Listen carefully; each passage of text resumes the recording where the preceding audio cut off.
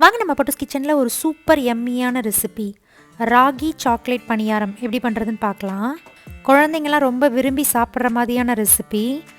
செய்யும் போதே பார்த்திங்கன்னா காலியாகிடும் இந்த ரெசிபி, அவ்வளோ டேஸ்ட்டாக இருக்கும். வாங்க இந்த ரெசிபி எப்படி பண்ணுறதுன்னு பார்க்கலாம். இந்த ரெசிபிக்கு தேவையான எல்லா பொருளும் பார்த்திங்கன்னா ரெடி பண்ணி எடுத்து வச்சுருக்கேன். 2 ஸ்பூன் அளவுக்கு அன்சால்டட் பட்டரை ஆட் பண்ணிக்கோங்க. உங்கள்கிட்ட ரூம் டெம்பரேச்சரில் இருந்தால் அப்படியே ஆட் பண்ணிக்கோங்க. நான் ஃப்ரீசர்லேருந்து எடுத்தனால நல்லா மெல்ட் பண்ணி ஆட் பண்ணியிருக்கேன். இப்போ ஒரு மிக்சிங் பவுலில் மெல்ட் பண்ண பட்டரை ஆட் பண்ணிக்கோங்க. கூடவே 2 ஸ்பூன் அளவுக்கு புளிப்பு இல்லாத கெட்டி தயிர், 1/2 கப் அளவுக்கு பார்த்திங்கன்னா பனவெல்லம் ஆட் பண்ணிக்கோங்க. ஸ்வீட்னஸ் உங்களுக்கு ஏற்ற மாதிரி ஆட் பண்ணிக்கோங்க. உங்கள்கிட்ட ப்ரௌன் சுகர் இருந்தால் அது கூட ஆட் பண்ணிக்கலாம். இதை விஸ்கு வச்சு நல்லா கலந்து விட்டுக்கோங்க. பார்த்திங்களா, நல்லா கலந்து விட்டு எல்லாம் ஒன்று சேர்ந்து இந்த அளவுக்கு வர மாதிரி ரெடி பண்ணி எடுத்துக்கோங்க.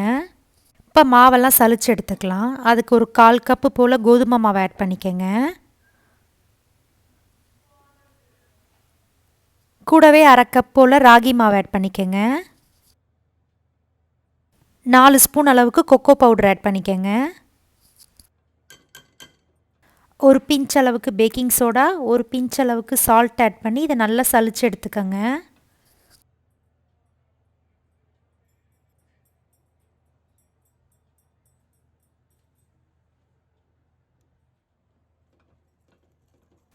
இந்த மாவெல்லாம் ஒன்று சேர்ந்து வர மாதிரி விஸ்கு வச்சு நல்லா கலந்து விட்டுக்கோங்க. இது கூடவே 1/2 கப் போல் பால் ஆட் பண்ணிக்கோங்க. கொஞ்சம் கொஞ்சமாக ஊற்றி விஸ்கு வச்சு நல்லா கலந்து விட்டுக்கோங்க. நான் காய்ச்சாத பால் தான் இதில் ஆட் பண்ணியிருக்கேன். உங்கள்கிட்ட காய்ச்சி இருந்தால் அது கூட ஆட் பண்ணிக்கோங்க.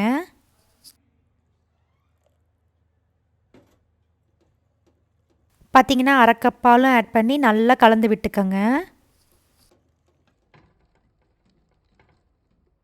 நல்லா கலந்து இந்த கன்சிஸ்டன்சி வர மாதிரி ரெடி பண்ணி எடுத்து வச்சுக்கோங்க.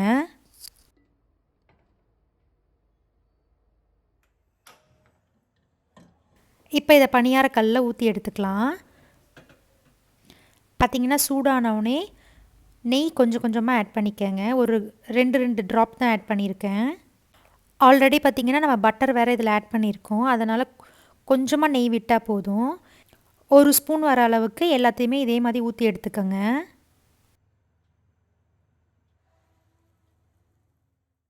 இதுக்கு மேலே பார்த்திங்கன்னா மில்க் சாக்லேட் சிப்ஸ் வச்சுருக்கேன்.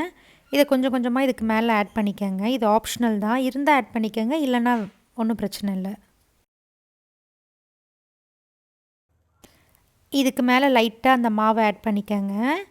சாக்லேட் மெல்ட் ஆகி வெளியில் வராமல் இருக்கிறதுக்காக. இதை மூடி போட்டு லோ ஃப்ளேம்லேயே ஒரு 5 to 6 மினிட்ஸ் வேக வச்சு எடுத்துக்கோங்க. பார்த்திங்கன்னா ஒரு பக்கம் நல்லா வெந்து வந்திருக்கு.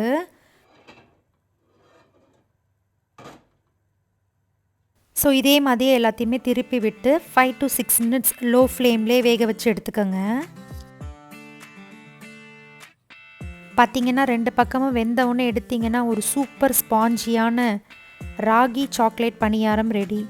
இது பார்த்திங்கன்னா நல்லா சாஃப்டாக வெந்து வந்திருக்கு, நம்ம பட்டர்லாம் ஆட் பண்ணியிருக்கிறதுனால. இதை கட் பண்ணி பார்த்திங்கன்னா சாக்லேட் உள்ளே மெல்ட் ஆகி வரும். குழந்தைங்களாம் ரொம்ப விரும்பி சாப்பிடுவாங்க. ஸோ கண்டிப்பாக இந்த ரெசிபியை நீங்களும் உங்கள் வீட்டில் ட்ரை பண்ணி பார்த்துட்டு எப்படி இருந்ததுன்னு கமெண்ட் பண்ணுங்கள்.